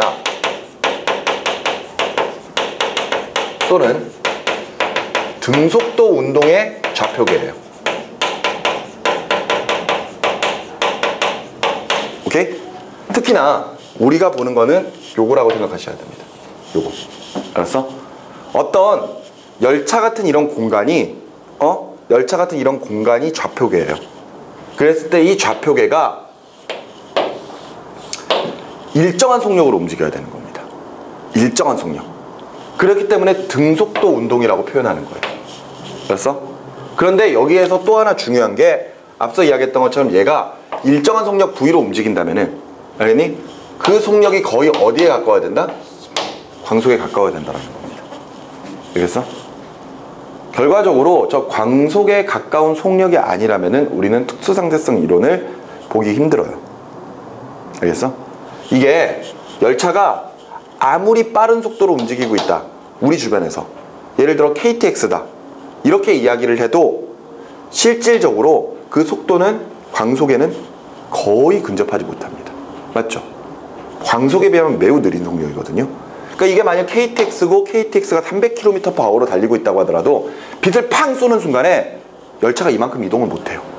그 열차는 그대로야. 이미 빛은 도착해 있으니까. 무슨 말인지 알겠니? 그러니까 못 느끼는 거야.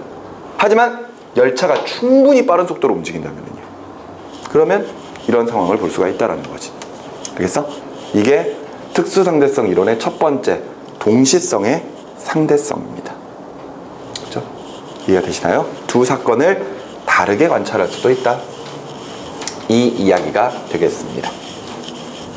자, 일단 제일 먼저 특수상대성 이론의 가설 두 가지 잘 생각해 주세요.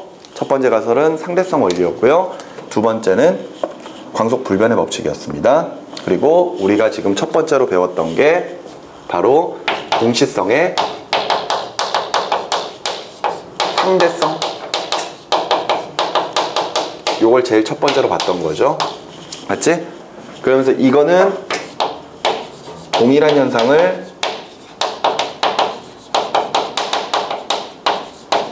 다르게 관찰하는 거죠. 오케이? 이게 특수상대수행의 첫 번째였습니다. 자, 그럼 이제 두 번째 시간 지연으로 한번 가보도록 하죠. 시간 지연. 근데 여기서 이제 시간 지연이라고 나왔는데 시간 지연 또는 시간 팽창이라고 합니다. 시간 팽창. 자, 이게 뭔 얘기냐면요, 너와 나의 시간 자체가 다르게 흐른다는 뜻이야. 우리가 시간의 기준, 우리가 물리원을 제일 첫 번째로 배우면은요, 물리원의 가장 첫 번째로 나와 있는 게 바로 시간의 표준이거든요. 시간의 표준이라고 하는 게 1초의 간격들을 국제적으로 정한 것이 있어요. 그러면서 뭐 예전에 태양시랄지 아니면 역표시랄지 이런 것들을 통해서 1초의 기준을 막 잡으려고 했었었고, 지금 현재는 원자시라고 해서 세슘 원자가 진동하는 횟수로 가지고 1초의 시간을 잡고 있거든요. 그러면서 뭐 30만 년분의 1초의 오류도 안 나는, 오차밖에 안 생기는 그런 1초의 간격을 쓰고 있단 말이에요. 근데 그렇다면은 우리가 지금 살고 있는 이 공간 내에서는 결과적으로 1초 간격이 동일해야 되겠죠. 맞죠? 나의 1초와 너의 1초가 동일해야 될 거란 말이에요. 근데 그 1초가 달라질 수 있다는 게 시간 지연, 시간 팽창입니다. 즉, 예를 들어서 나의 시간은 1초, 2초, 3초, 4초, 5초 이렇게 흐르고 있는데, 누군가의 시간은 1초, 2초, 3초 이렇게 흐르고 있다는 거예요. 이해가 되시나요? 시간이 팽창한다는 말, 즉 시간 간격이 늘어난다는 뜻입니다. 그 시간 간격이 늘어나는 것을 시간 팽창이라고 하고요. 만일 시간 팽창이 일어났다 그러면은 시간이 느리게 가는 거지. 맞지? 시간이 느리게 간다, 이 말은 짧은 시간이 걸렸다는 뜻이 되는 겁니다. 이해되시나요? 이거 굉장히 헷갈리는 용어입니다. 잘 보세요. 내가 시간이 흐를 겁니다. 선생님이 시간이 흐를 거예요. 1초, 2초, 3초, 4초, 5초의 시간이 흘렀습니다. 자, 그런데 누군가는 시간이 팽창돼요. 그러면서 1초의 간격이 늘어납니다.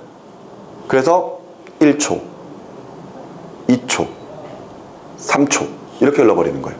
시간이 느리게 가고 있죠? 맞습니까? 근데 내가 아까 5초를 셌습니다. 근데 이 사람은 내가 센 5초 동안 3초밖에 못 세거든요. 그럼 시간이 짧게 걸린 거죠. 맞지? 나는 5초가 흐른 거잖아. 근데 이 사람은 3초가 흐른 거잖아요. 맞죠? 시간이 짧게 걸린 겁니다. 그런 현상이 일어나는 게 시간 지연, 시간 팽창이에요. 자, 지금 보니까 시간 지연의 첫 번째로 보면은 어떤 뭐 공간에서 물체가 이동하고 있는 것들을 지금 쭉 설명을 해놓고 있는데, 뭐 여기는 사실 크게 중요한 것은 아닌 것 같습니다. 자, 오른쪽으로 좀 넘어가서 페이지 40쪽을 좀 볼까요? 자, 페이지 40쪽에 보시면은요, 중간에 시간 지연 방정식의 유도 과정이 나와 있습니다. 보이시죠? 그지? 자, 이것을 선생님이 좀 설명을 해드려야 될 것 같네요. 자, 앞에 좀 보세요. 자, 예를 들어 하나의 좌표계가 있습니다. 그 좌표계 내에서 한 사람이 이런 현상을 관찰하고 있어요. 자, 여기서 빛을 쏠 겁니다. 빛을 수직으로 쏴서 빛이 요 천정에 부딪힌 다음에 다시 반사되어 되돌아 나오는데 걸리는 시간을 측정을 할 거예요. 그래서 자, 이랬을 때 요 높이를 L이라고 해봅시다. 알았니? 그리고 빛을 쏜 거기 때문에 빛의 속력은 항상 뭐가 돼야 돼? 빛은 뭐가 돼야 돼? 광속 C가 돼야 되겠지. 자, 그러면은 지금 현재 이 사람이 내부에서 빛이 왕복하는 데 걸리는 시간을 T라고 측정을 했다면은요, 이 T라고 하는 시간은 속력분의 거리니까, 그제? 광속 C의 속력으로, 그제? 왔다 갔다 반복하는 거니까 얼마의 시간이 걸렸다? 2L의 시간이 걸렸다. 이렇게 설명할 수가 있을 겁니다. 여기까지 이해가 되시나요? 자, 그런데 지금 이 좌표계가 우주선이라고 해봅시다. 그러면서 이 우주선이 앞쪽으로 나아가고 있어요.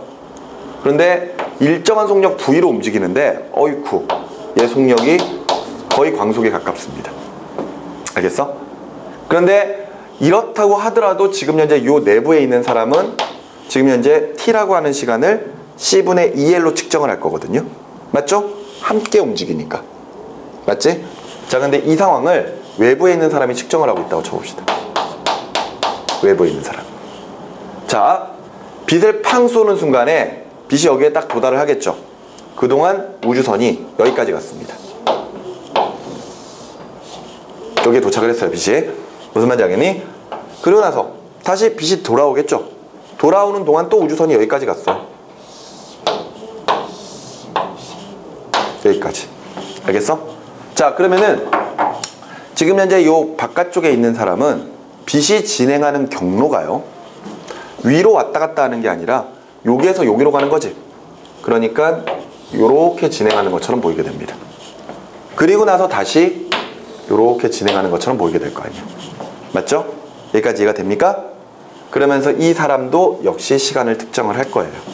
시간을 구별하기 위해서 아까 요 사람이 측정했던 시간을 t0라고 좀 할게요. 아시겠죠?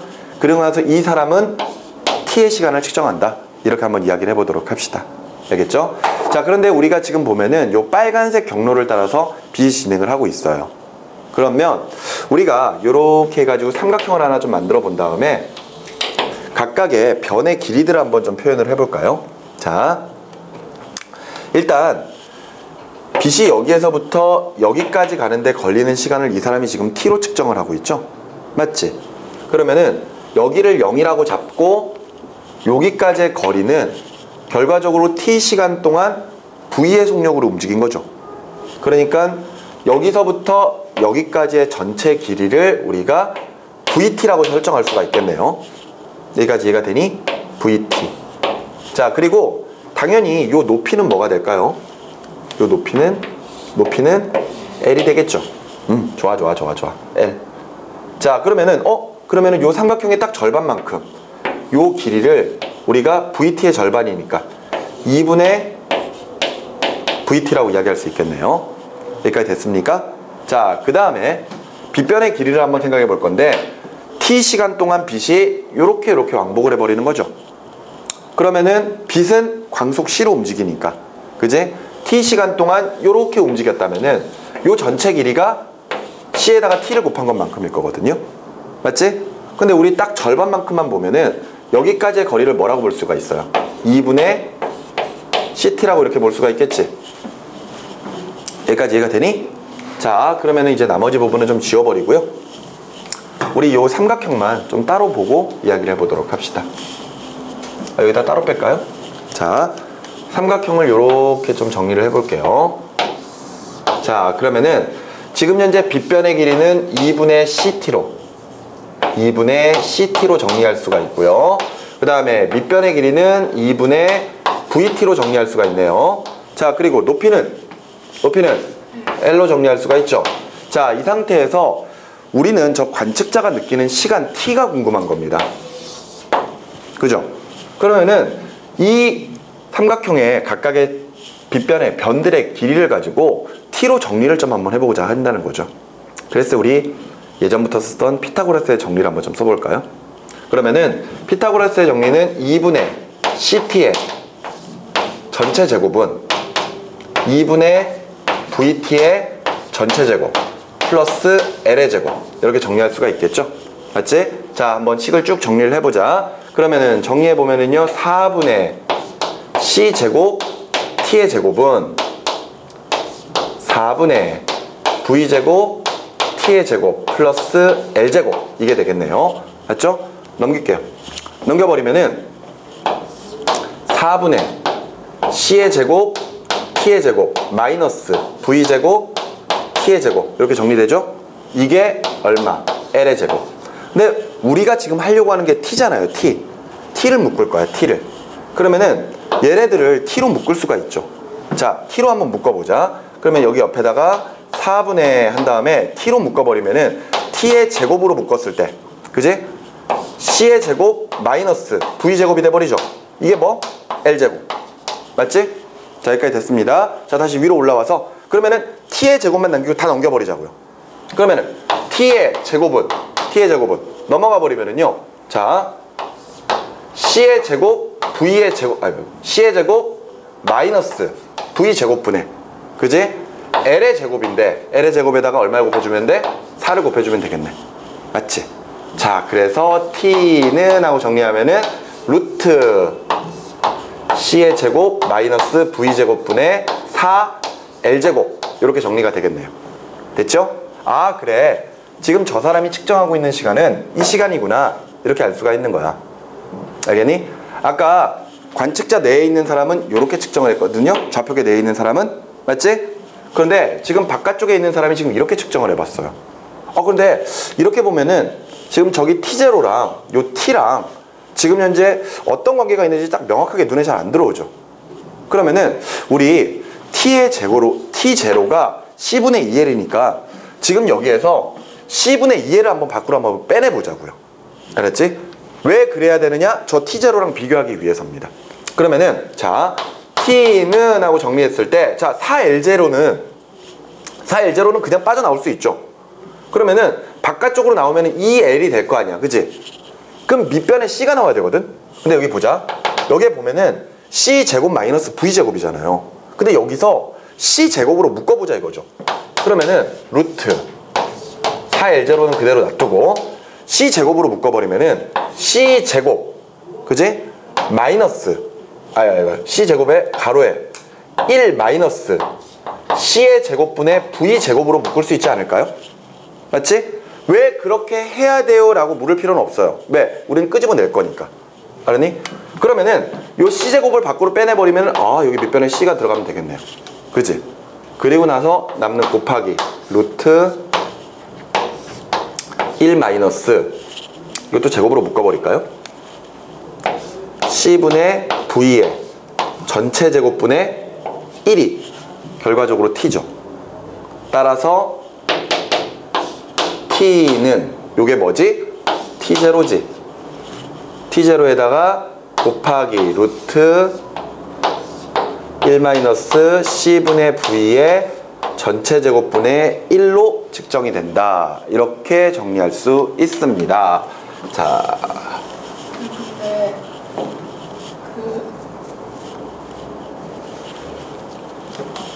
그 V가 C보다 크면 어떻게 돼? 자 잠깐만요. T0가 C분의 2L 그리고 지금 바깥쪽에서 측정한 T가 T0에다가 곱하기 루트 1 C분의 V의 전체 제곱분의 1 이렇게 측정이 됐죠? 그지? 이게 지금 좌표계 내예요. 좌표계 내.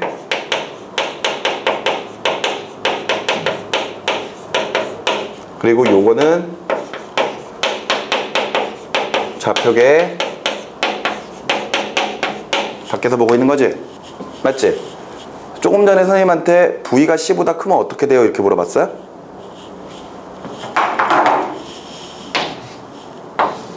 V가 C? 응? 물체가 움직이는 속력은요 광속보다 절대 같거나 빨라질 수 없습니다. 무조건 광속이 빨라요. 알았어? 우리는 물체가 아무리 빠르게 움직인다고 하더라도 그 물체의 속력이 빛의 속력에 근접할 수 없고 또한 빛의 속력보다 빨리 움직일 수 없다라는 결론을 내리고 있습니다. 이거는 뒤에 가서도 우리가 이 시간 팽창, 길이 수축, 또 질량 팽창 이런 것들을 볼 수가 있는데 지금 혹시 그 프랑스의 소설가 중에 베르나르 베르베르 혹시 소설가 아시나요? 개미 뇌 이런 지은 사람들? 그 사람? 그 장편 소설을 주로 짓는 사람이죠. 근데 그 사람이 근래에 지었던 소설 중에서 빠삐용이라고 하는 소설이 있었어요. 읽어보셨나요? 그 빠삐용이라고 하는 소설이 지구의 환멸을 느낀 사람들이 우주선을 만들어서 탈출을 하잖아요. 그래서 먼 우주에 그 지구와 똑같은 환경으로 이제 이주를 해 나가는 과정인데 그게 한 번에 한 세대에 안 되니까 그 빠삐용이라고 하는 우주선을 만들고 그 우주선 내에서 지구에 똑같은 환경을 꾸며놓은 다음에 자신들이 출발을 하고 거기서 자신들이 살면서 낳은 자식들이 또 거기서 생활을 하고 자식을 낳고 이러면서 언젠가 우리 세대가 저 또 다른 지구에 도착할 것이다 뭐 이렇게 해가지고 소설이 진행이 되잖아요. 근데 그 소설책을 보다 보면은 그 빠삐용이라고 하는 우주선이 빛의 속력에 근접하는 과정이 설명으로 나와 있습니다. 근데 그게 굉장히 간단한 이론이에요. 우주선이 무중력 공간이 우주를 날아가고 있다면은 우주는 거의 진공에 가까우니까 예를 들어 뒤에서 연료를 분사하는 것만큼 물체는 가속이 돼야 됩니다. 그리고 나서 연료 분사를 멈는다고 하더라도 결과적으로는 그 속력이 그대로 유지가 될 거고요. 따라서 천천히 계속해서 가속을 시키면은 언젠가 빛의 속력에 가까워진다 라는 이론 하에 실질적으로 그 빠삐용이라고 하는 우주선이 거의 광속에 가까워지거든요. 근데 그거는 불가능합니다. 왜냐하면은 우리가 뒤에 가서 질량 팽창을 보면 알겠지만 실질적으로 물체가 빨리 움직이면 빨리 움직일수록 질량 자체가 커져요. 그렇기 때문에 똑같은 힘을 줘도 가속이 안 됩니다. 그런 과정을 뒤에서 보게 되실 거예요.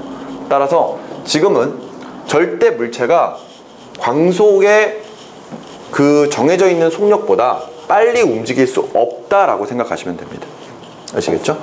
근데 이 상태에서 보세요. 지금 현재 관측자가 좌표계 내에서 관찰하게 되면 이 시간으로 측정을 해버려요.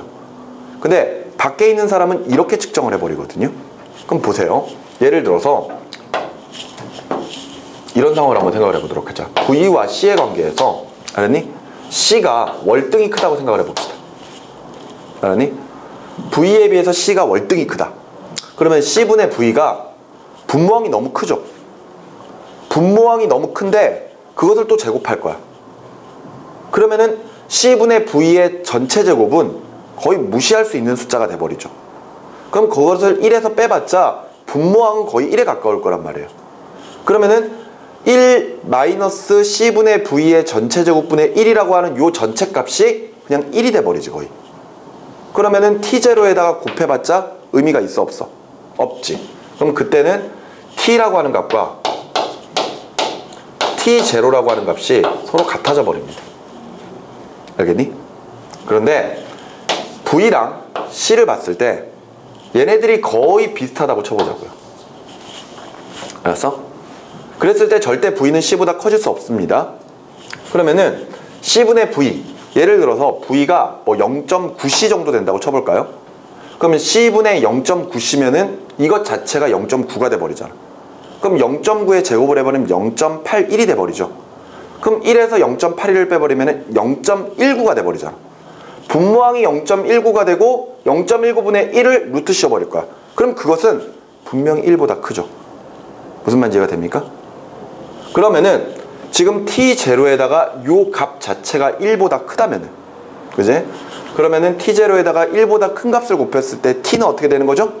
길어지는 거죠. 무슨 말인지 이해가 됩니까? T가 커지는 거지. 따라서 이런 경우에 T가 T0보다 더 큰 값으로 측정이 돼버릴 겁니다. 즉 내부에 있는 관측자가 느끼는 시간과 요거죠. 그리고 외부에서 관찰하고 있는 사람이 느끼는 시간 자체가 서로 다르다라는 겁니다. 알겠어? 그것도 내부에 있는 사람이 측정하고 있는 시간보다 바깥쪽에서 측정하고 있는 사람의 시간이 더 길어지는 거죠. 알겠어? 이게 지금 현재 우리가 보고 있는 시간 지연 방정식입니다. 그랬을 때 요 값 있죠? 요 값. 요 값을 유도해낸 사람의 이름을 따서 이 값을 로런츠 인자라고 쓰고 요렇게 R로 적습니다. 알겠니? 근데 요 로런츠 인자는 외워두실 필요가 있어요. 아시겠죠? 로런츠 인자는 외워두실 필요가 있다라는 거 알아두셨으면 좋겠습니다. 알겠죠? 자, 그런데 지금 여기까지가 아직 시간 지연을 완벽하게 설명을 한 건 아니에요. 그러면서 지금 우리는 특수상대성 이론의 두 번째로 나올 수 있는 시간 지연, 시간 팽창에 대한 내용들을 잠깐 이렇게 공식화해서 좀 설명을 했던 것이고요. 이후에 조금 더 자세한 내용들을 좀 살펴봐야 됩니다. 그리고 나서 지금 여기 로런츠 인자 있죠? 이거는 꼭 암기를 좀 해 두시기 바래요. 무슨 말인지 아시겠죠? 좋습니다. 자, 오늘은 여기까지 하고요. 다음 시간에 이 내용들 추가 보충을 하도록 하겠습니다. 아시겠죠? 자, 오늘 수업 여기까지입니다. 수고했어요.